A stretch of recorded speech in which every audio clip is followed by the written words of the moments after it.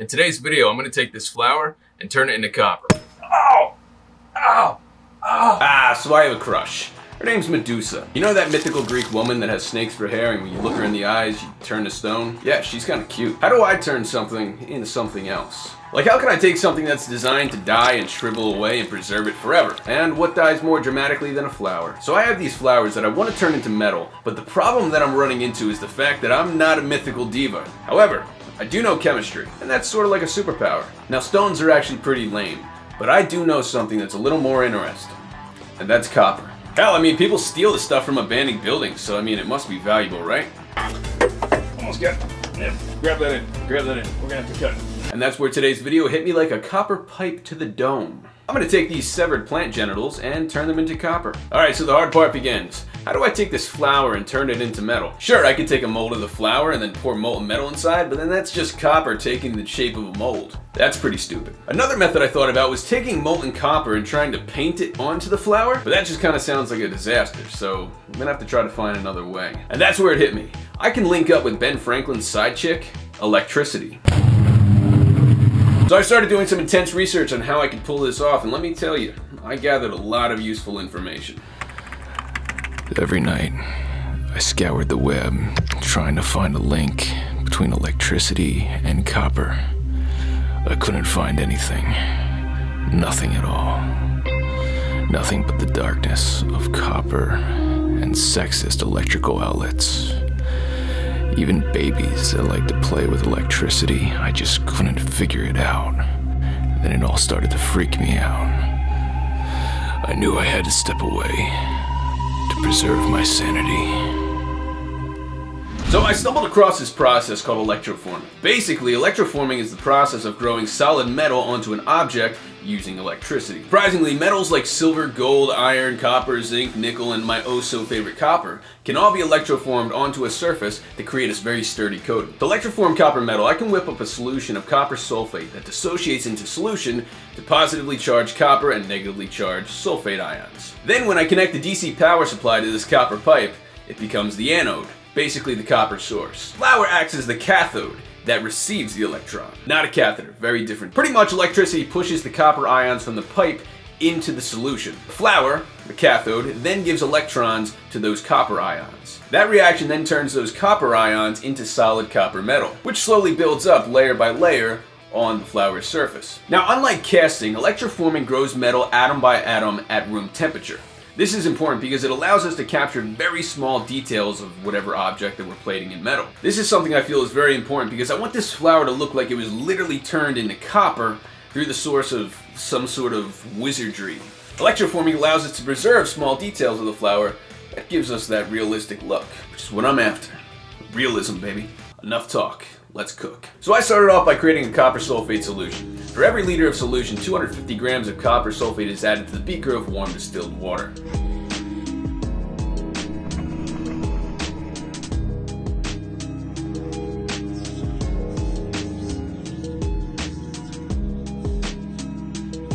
After that, I added 25 milliliters of concentrated sulfuric acid to improve conductivity. And then 2 drops of hydrochloric acid for the chloride ions are then added very tenderly. 300 milligrams of polyethylene glycol is added, not only to soften your stool, but it also smooths out the copper when plating. Who would have thought?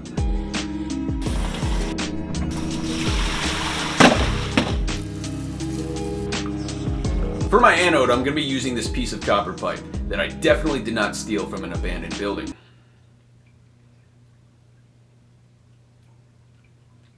I'll then connect that copper pipe to my power supply, which is just a little box that supplies electricity. Copper ions will then flow from my anode through the solution, arriving at my flower, which will act as the cathode, where electrons are supplied to the copper, turning them into solid copper on the surface of the flower. As a big disclosure, this copper solution was made through countless amounts of trial and error.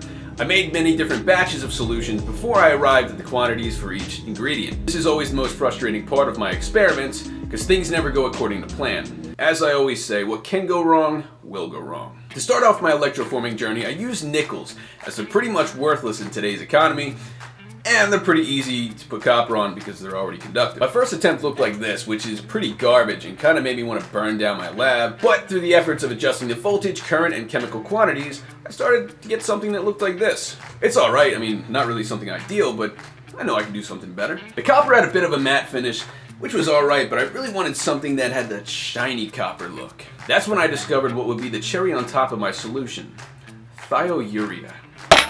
I added 30 milligrams of this thiourea just to give it a little bit of that copper shine. Apparently thiourea is carcinogenic, but only in the state of California. Thank God I live in Pennsylvania. There is another problem though. The flower cathode needs to be electrically conductive, but it's not. Unsurprisingly, flowers have a lot of resistance inhibiting conductivity. Mother Nature is a royal bitch. Don't worry though, it's not a problem. I'll just create some electrically conductive paint using India ink and graphite in a 2-to-1 ratio. Problem solved. But before I add the conductive paint to my flower, I'm going to spray the entire thing down with acrylic spray. These are daffodils that I dried out and they're extremely fragile. This acrylic spray is just going to stiffen them up a little bit, just like prom night. Alright, so I just got done painting these flowers with the acrylic spray, and I ran into some problems. The first problem is that daffodils are extremely thin and they don't hold up very well. As soon as I sprayed the acrylic spray onto these flowers, they just started wilting due to how thin they were. As you can see right here, this is one of my failed attempts. As soon as I put the spray on it, it just starts wilting down and doesn't really give me much control, so this is kind of a dud. Through a decent amount of finessing, I did get 2 of them though.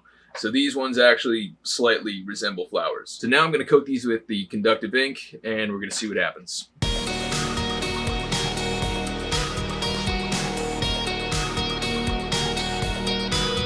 When coating this flower, I tried to do 3 coatings of the conductive ink, just to make sure that every single part of the flower had enough graphene to make it conductive for the electroforming solution. Let's throw it in, let's see what happens.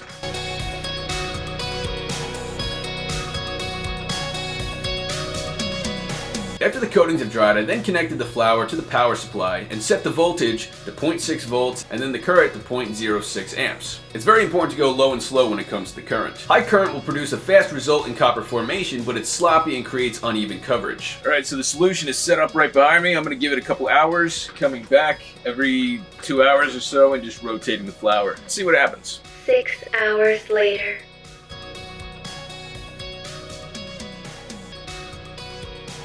Three days later. Alright, so I just pulled the flower out of the copper sulfate solution. As you can see, it's completely done. Yeah, it smells like a penny. So I just wanted to recap some things that I've learned from this experiment. Did things go the way that I wanted them to? Slightly yes and no. One of the most challenging things that I had about this experiment was the fact that flowers are extremely brittle and extremely difficult to work with. Even coating them in the acrylic spray, it caused the flowers to wilt and to take shapes that I wasn't really too fond of, so I had to throw one of my flowers out. Another problem that I ran into was the fact that even though this is coated in copper, and I did let this go for 3-4 days, the copper is still really thin, and the other flower that I made, one of the petals broke off and now it doesn't look like a complete flower. So even though this is coated in copper, you still have to be very gentle and not throw it around, even though it's metal. So did I get the result that I wanted to from this experiment? Yes and no. I wanted to create like a cool little bouquet of copper flowers that I can kind of put on a table or something, or some sort of a nightstand. I don't know what I was going to do with it, but I kind of ran out of flowers. Not to mention it took about 3 weeks for these flowers to fully dry, so that was another long, painstaking process because the flowers need to be completely dry before you can coat them in copper, or they're going to rot underneath the surface of the copper, which is not going to give a good result. It's going to crumble upon itself. Would I do this experiment again? 100% I would. I definitely think that I'm going to be doing this again in the future, but I'm going to try to do different metals as well as different objects that might be more or less challenging, but definitely more interesting than a flower. That's all I gotta say. After waiting 3 days, which felt like a 47-year prison sentence, I'm removing the flower right from the bath and putting it in the oven to dry. To ensure that these flowers don't oxidize or tarnish, like the surface of this penny, which is the ugly side of copper, I'm adding this jewelry coating that's meant to protect the copper from oxidation and tarnishing. So I started this project as a mere little boy, and now I'm a man. That was unnecessary and uncalled for. I apologize for that. I think the most valuable thing that I learned from this project is the process of electroforming, which I believe is a skill that I can use at some point in the future. Like I said before, I can also use this same process for other metals if need be. Alright gentlemen, remember, don't like this video, don't leave a comment, and definitely don't subscribe. Unless you got hit in the dome this morning with a copper pipe like myself.